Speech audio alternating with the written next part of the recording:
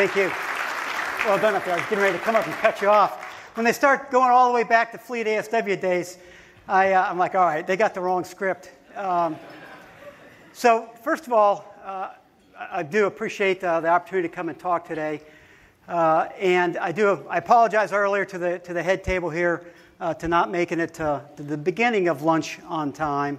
And it's for two parts. One, I saw the food, it looks very, very tasty, but more importantly, the chance to kind of rub elbows and talk around the audience is, I think, one of the huge advantages to an organization, to an event like this. So I do regret the fact that I was not able to get here a little bit earlier.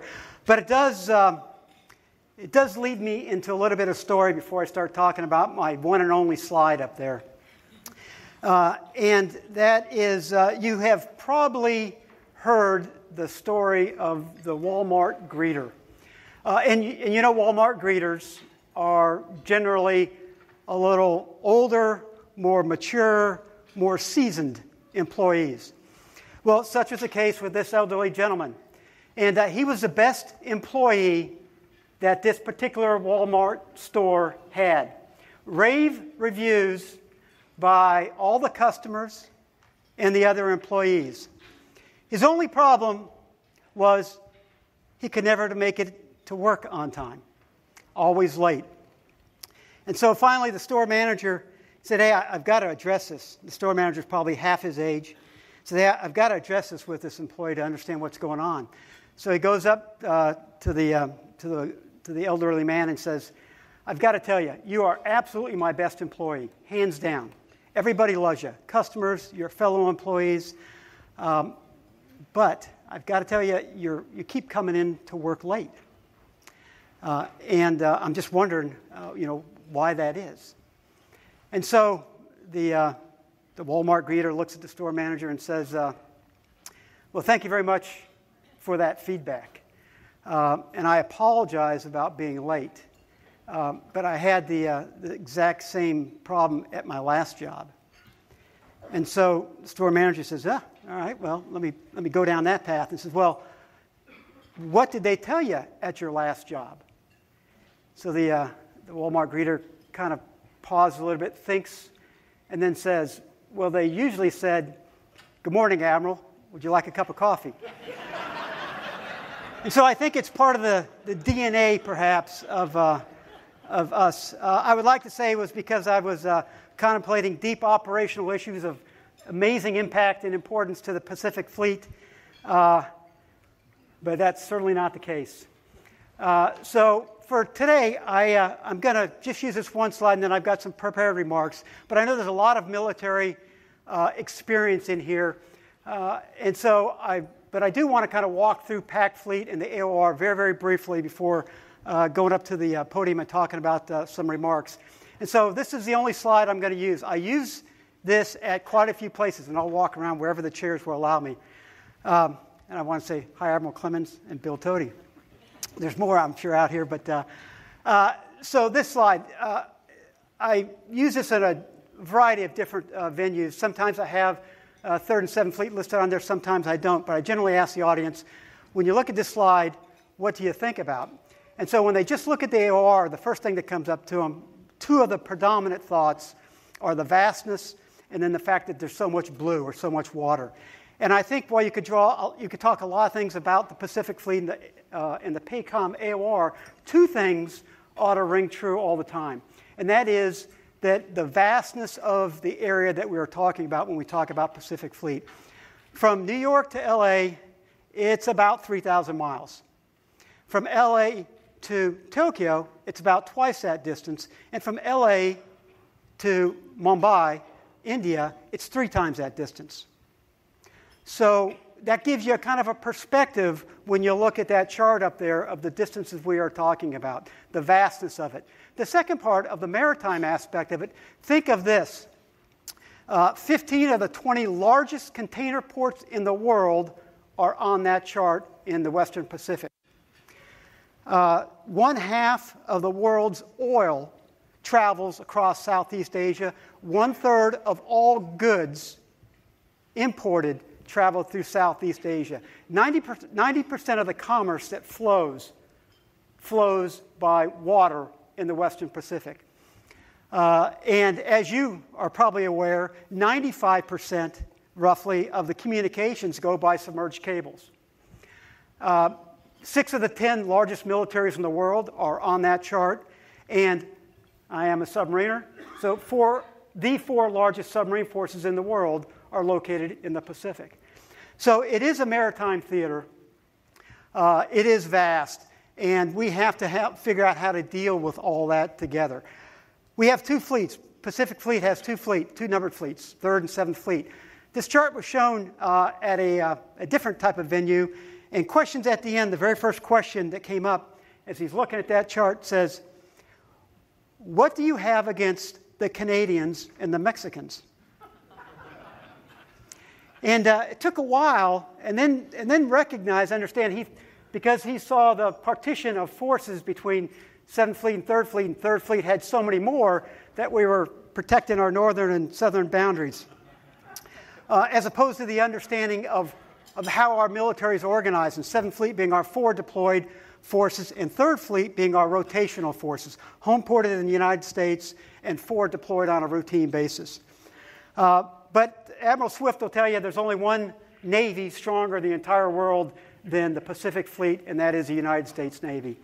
The other thing that you'll note on this chart is I took away the international date line. And more we at PAC Fleet are talking about that line as probably a line that from the military perspective, we've drawn it ourselves as a demarcation between 3rd Fleet and 7th Fleet. And it's really kind of an artificial demarcation between 3rd Fleet and 7th Fleet. So our view is if we need 3rd Fleet over in 7th Fleet or 7th Fleet over in 3rd Fleet, we have no problem doing it. It's still the same commander, still the same command and commander. This is highlighted recently when the 3rd Fleet commander, Vice Admiral Tyson, went over to Japan and was the officer taking the Japanese fleet in review and was the one saluting Prime Minister Abe. So more and more, you will hear a discussion at PAC Fleet level about being able to seamlessly move back and forth across 3rd Fleet and 7th Fleet, either assets or people.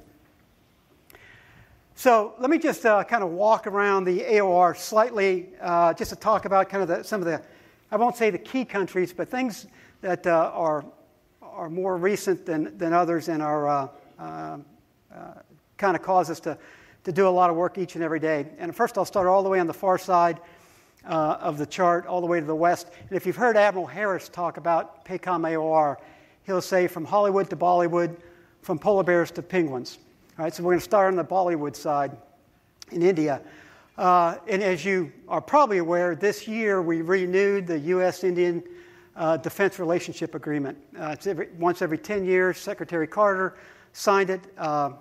And I will tell you, it's opened up some new avenues of military engagement with the Indians.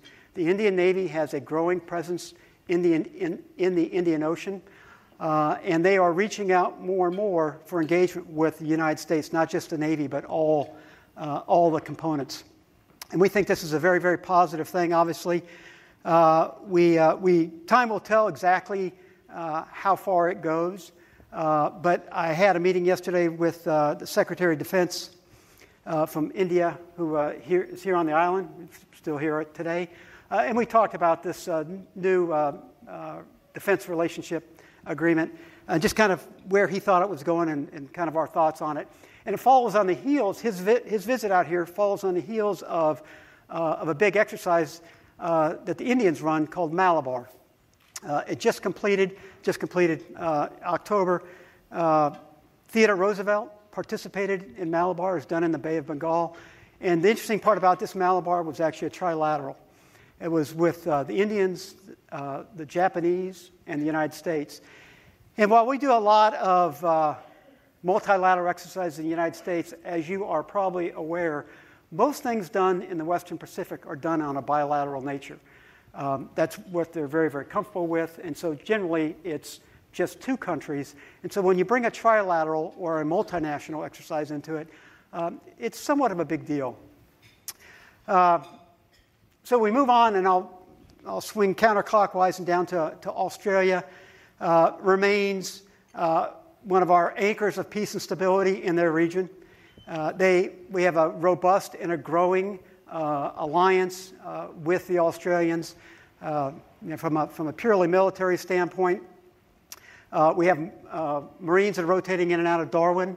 We have the Australians have bought our latest MPRA aircraft, the P-8, and they are building their air warfare destroyer. If you haven't seen a picture of that thing, it's a pretty impressive ship. And they've already made the strategic decision to replace the Collins-class submarine. Now they're at to the operational or tactical level of trying to pick out who's actually going to build it for them. And so we continue to look to Australia to provide us a lot of support and capability right now, and we're looking forward to that capacity building up as time goes on. Moving up the chart there, I'll stop on China, and there'll probably be more discussion later on China. But it's interesting, if you read the press, it'd be hard to understand that we have a robust and a committed mill-to-mill relationship with the Chinese, the PLAN. It's very important to us. As a matter of fact, the reason that you got option B as opposed to the tall aviator that works at our command named Admiral Swift is he's in China right now. He flew in over the weekend and has got a full week of visits out there.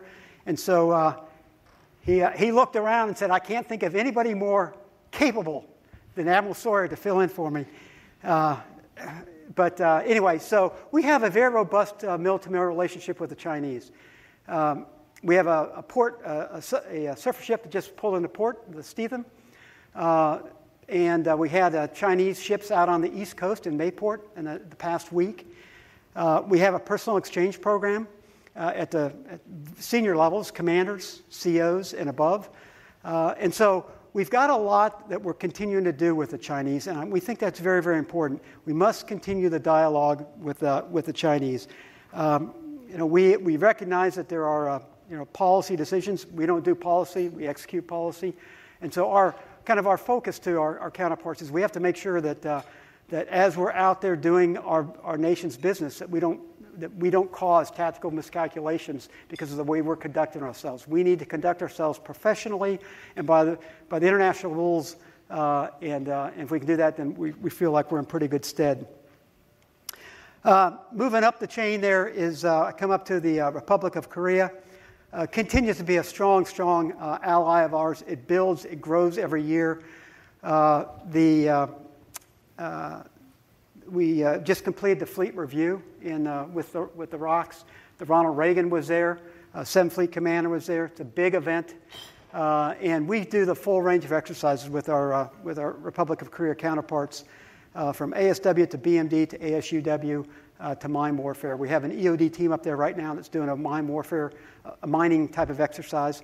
And as Secretary Carter pointed out a couple of weeks ago, job one for us on the peninsula is fight tonight.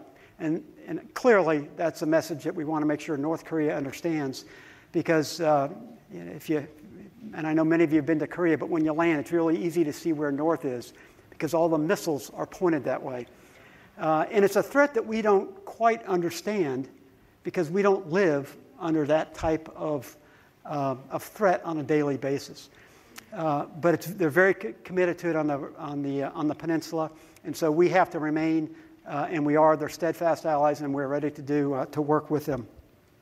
And then move to Japan, and our most capable and capability and capacity partner that we've got in the Western Pacific. Who would have thought 70 years ago today we'd be here talking about the Japanese the way we are doing with their change, the recent laws that they've changed that allow basically collective self-defense to a degree, and their proactive work in regional stability. It really is an amazing story about how things can change, and I think it shows that working with people can bring about the right amount of change, right level of change.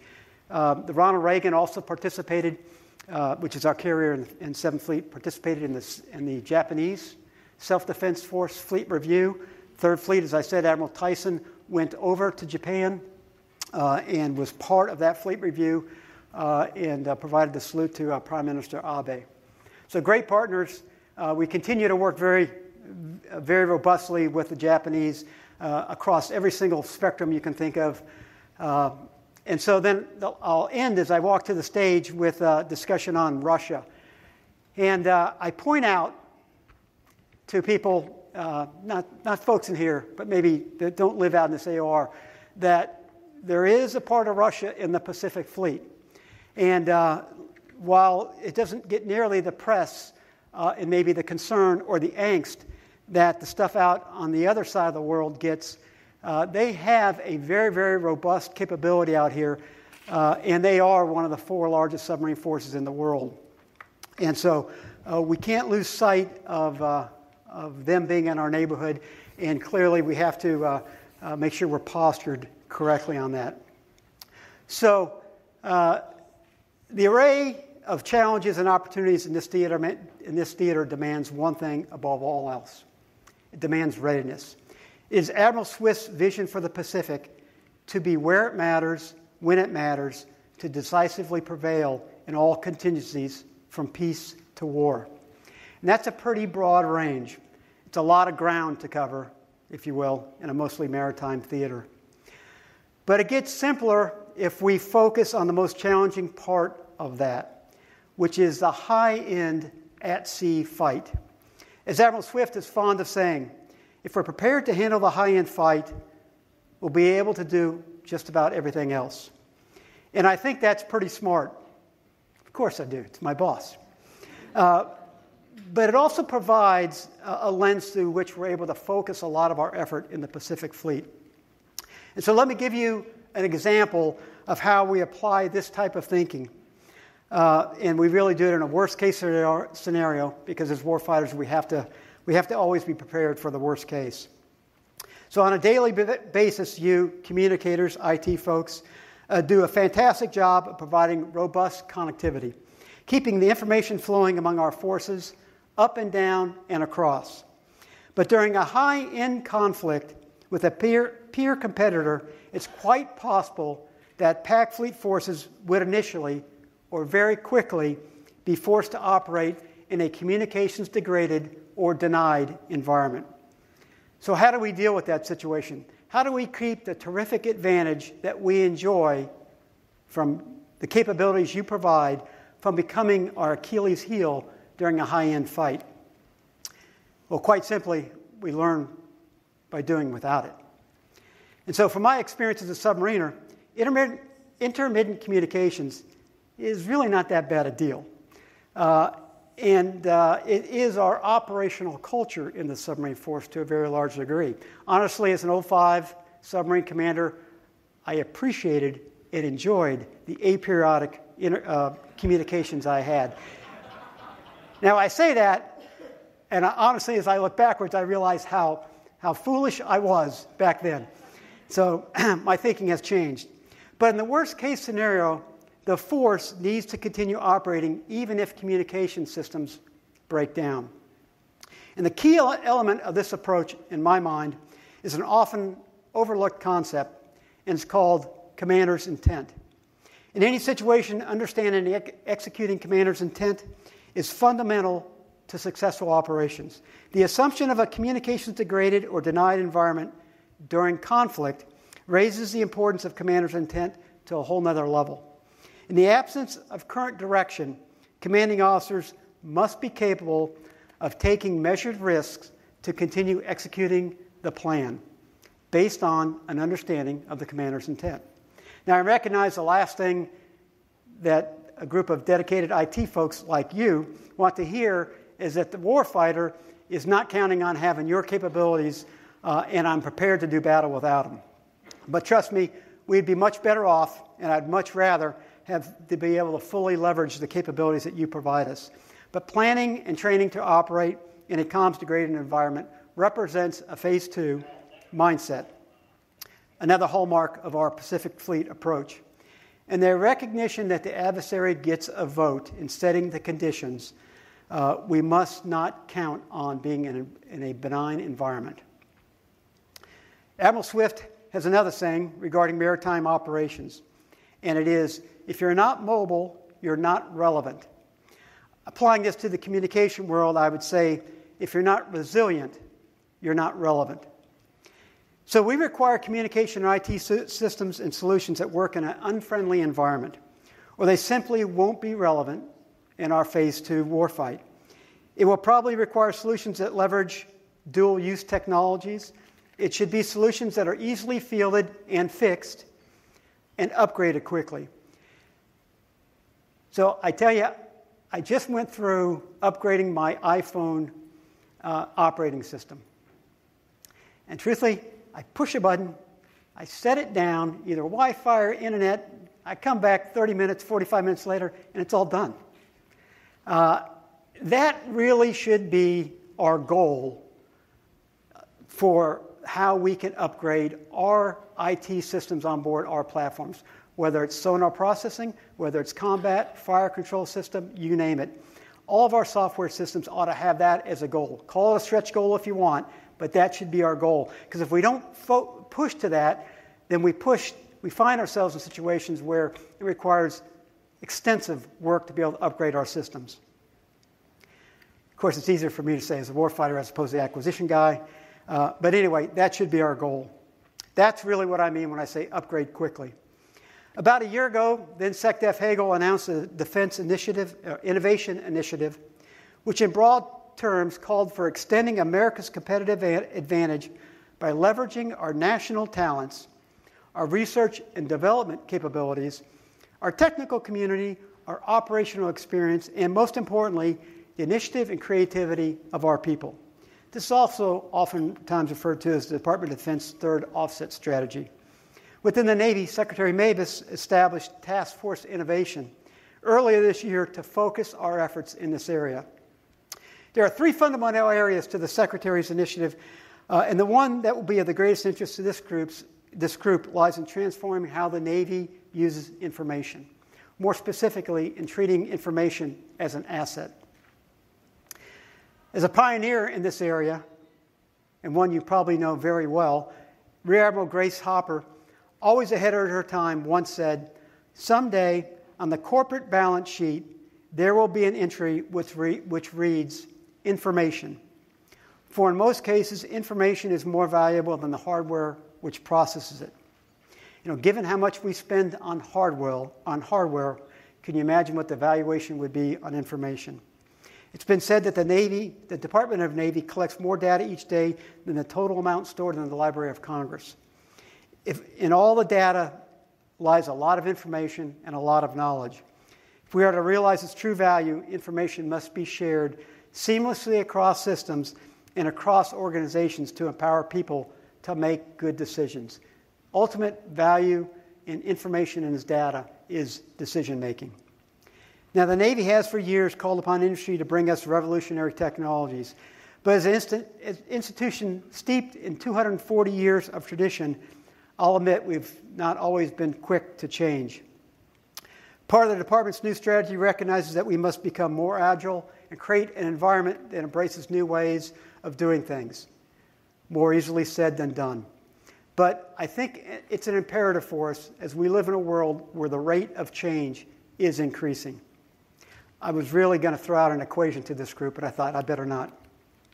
So I want to circle back on where I started, and that's the discussion on the AOR.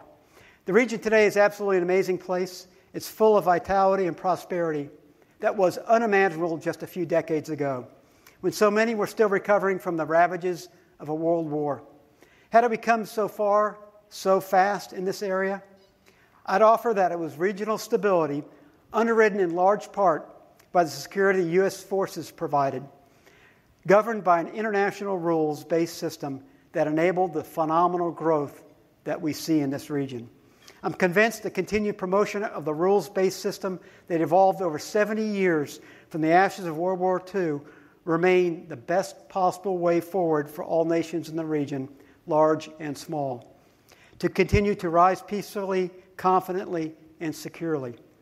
The current system that has served us all so well is the foundation for shared use of the maritime waterways and resources. As President Kennedy said, a rising tide lifts all ships. Freedom from major conflict and adherence to these rules were catalysts for the economic transformation that spread across Asia in the post-war era. This international security is built upon a framework that Admiral Swift refers to as the norms, standards, rules, and laws.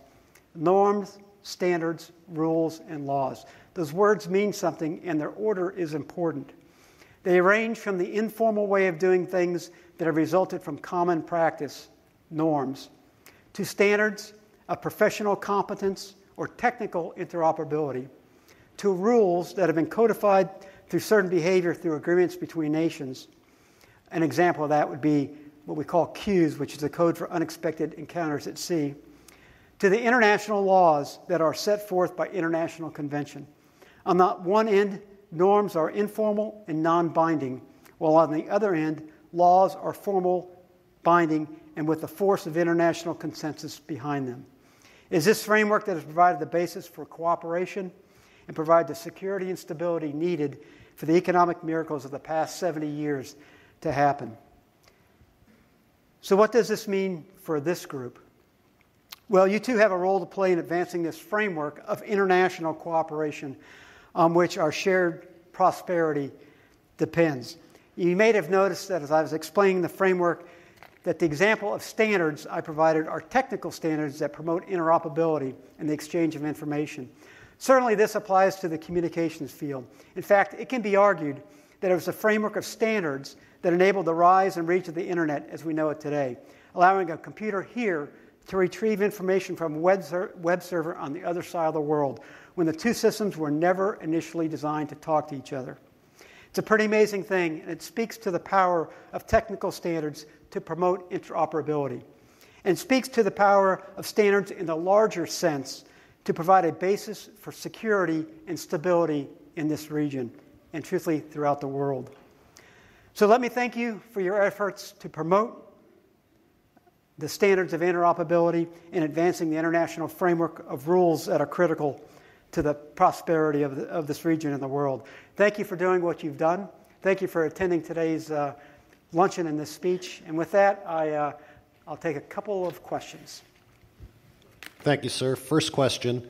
With the opening of ice flows in the Northern Pacific, could you comment on activities to cover the growing sea traffic in this part of the AOR? Yeah, am I still hot? Yeah, good. So I think clearly it's a good question, and we have spent a lot of time looking at the Arctic, and I'd say recently more effort has gone into looking at the Arctic recently.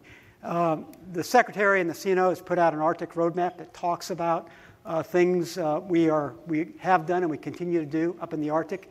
And it's a place that's actually familiar to us as the United States Navy, and particularly me as a submariner.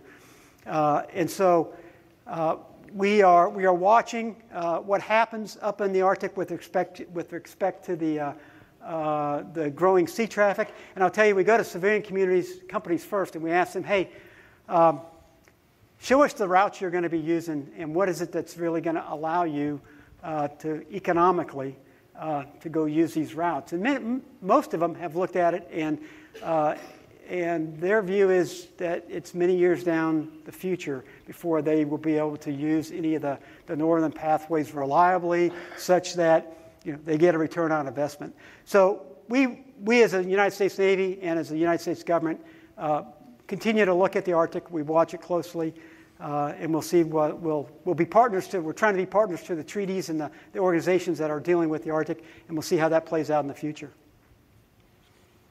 Thank you, sir. Next question. Have the Russian actions in the Ukraine negatively impacted mill-to-mill relationships with Russia? I am a Pacific Fleet sailor. I certainly have watched what's going on over in the rest of the world, and mill to mill, it has taken it has an impact on our mill to mill with Russia. I won't specifically talk about what's going on in Ukraine, because truthfully I'm not that knowledgeable on it other than what I see in the news, which is the same thing you guys see. But but their actions in totality have caused us to curb our mill-to-mill relations with Russia to a significant, you almost say 0 degree. Thank you, sir. We have time for one more question. How do you see high-end synchronization occurring across the fleet and with joint and coalition partners in a comms-degraded environment? Man, I throw that back to you guys. If I knew the answer to that, we wouldn't need you folks.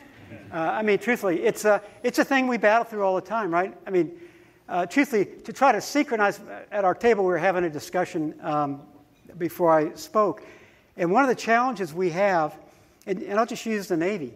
I've got 3 different data systems, computer-type data systems on my desk in my office. An unclassified one, a classified one, and a more classified one. And then I got this video screen behind me that I use to talk to certain people. And I got this phone back there where, you push buttons and people answer on the other end. And I was lamenting,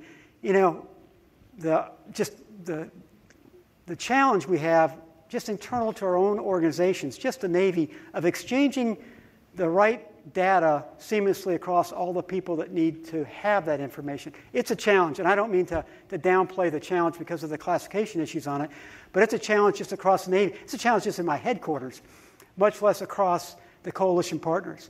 And so what we are trying to do at Pacific Fleet is to get to this part from the Navy perspective, and that is make our folks work, train, practice in a degraded environment. And it really does go back to commander's intent. If I can tell you in advance what I want you to do and you go out and then you don't get any more communications from me, well, at least I told you what I want you to do, right? Now, of course, that could change. But that's the key part about commander's intent. And it really is incumbent upon us as the commanders, as the leadership of our forces, to be able to give them adequate direction such that they can go out and do their tasking, whatever that may be, without us having to, either grade their homework or provide them additional directions. And so that's really a challenge to the upper echelon, is getting the right level of commander's intent to our forces to go operate, perhaps in a comms-degraded or comms-denied environment. So, but I'd like to put that as a homework assignment to whoever meets next to come up with that answer for me, because I certainly appreciate it. So with that, I thank you for your time. For those of you not from Hawaii, continue to enjoy the great Hawaii weather. You just missed a big rain shower out there, and there I'm sure there'll be more. But thanks for coming, and thank you for your support.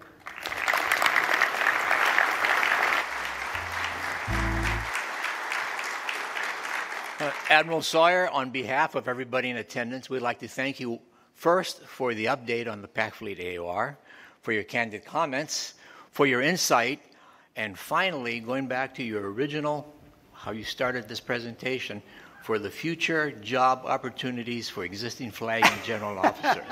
I would like to present you, sir, one of our 30 TNAP anniversary coins. Thank you very much. Yeah, if anybody's hiring Walmart greeters, I may become available in the not too distant future. Thanks.